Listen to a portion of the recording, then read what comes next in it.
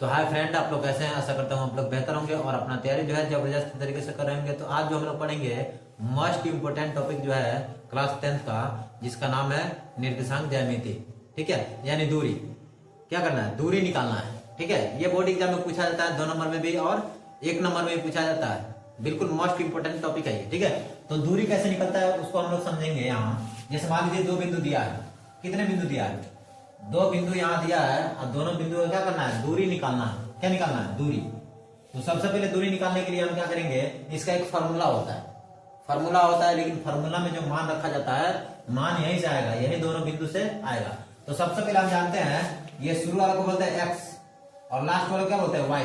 फिर इसको x और इसको y। शुरू वाले को x और लास्ट वाले को y। तो यहाँ देखिए x इसको बोलेंगे और x इसको बोलेंगे, दोनों को x बोल रहा है। तो जैसे मान लीजिए 50 लड़का है और 50 लड़का में 2 लड़का का नाम राम है। तो कैसे लिखेंगे?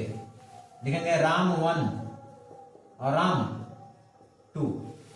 लिखेंगे? नहीं लिखेंगे, ऐसे पहचान दिलाने के लिए। तो वही काम यहाँ है कि x इसका भी नाम है और x इसका भी नाम है। तो दोनों जब x है तो दोनों को अलग अलग नाम दे देते हैं।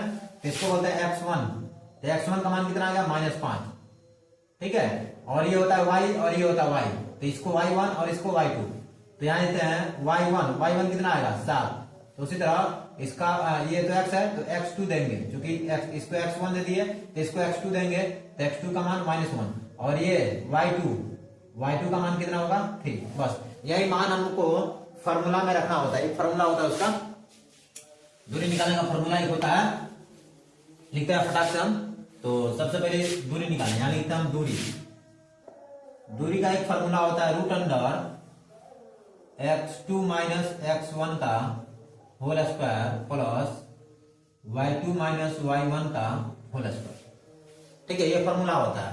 ये ऐसे भी फार्मूला बन जाएगा। ऐसे भी हम कर सकते हैं कि x1 में से x2 घटा के उसका स्क्वायर कर दे। दोनों बात एक क्या है? हम घटा रहे हैं तो यहाँ जो है x2 का मान कितना है? x2 का मान है -1, तो -1 देते हैं और ये माइनस है। ठीक है, और x1 का मान कितना है? x1 का भी मान माइनस में है।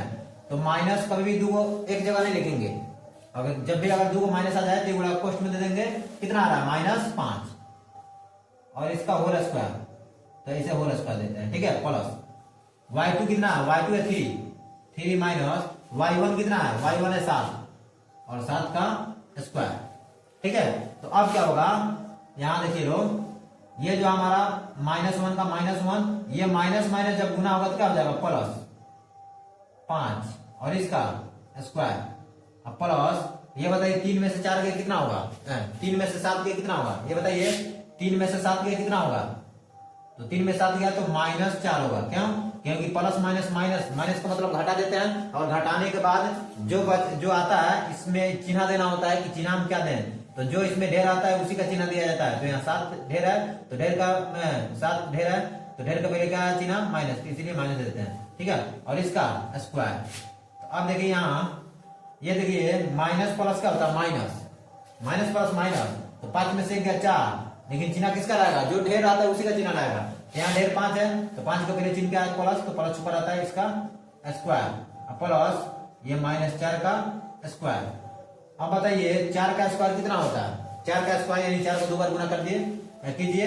तो 4 को 2 बार जब गुना करेंगे तो 4 चौका 16 प्लस। अब देखिए यहाँ माइनस को 2 बार गुना करना है, तो माइनस को 2 बार गुना करेंगे तो माइनस गुना माइनस ये हो जाता है प्लस, यानी माइनस का वर्ग प्लस हो गया और 4 का वर्ग 16। 4 का वर्ग 16।